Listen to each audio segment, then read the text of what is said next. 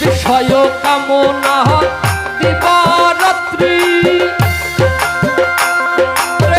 নিশ্চিত হলো না গুরুর প্রতি আত্মতত্ত্ব হারায়ে বিকৃতি